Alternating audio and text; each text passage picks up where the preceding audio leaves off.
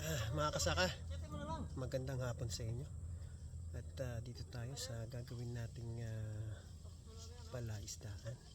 Mga hito lang naman. Susubukan natin magparami at tingnan natin kung ano magiging lagay. Ayan mga kasaka, ang gagawin nating palaisdaan. Medyo malaki-laki. At ngayon nilinisan namin ng mga gilid. Medyo mahirap-hirap maglinis ng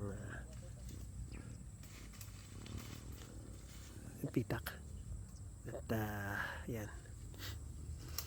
So bukas gagawin natin.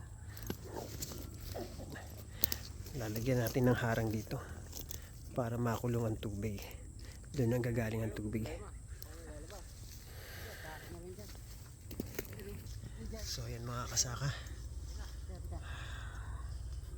Naway tingnan natin kung ano maging kalabasan ng ating magiging palaisdaan. At para sa susunod makapunta kayo dito, makapasyal upang makapamingwit. Hanggang dyan na muna mga kasaka. Lagi kayo mag-iingat.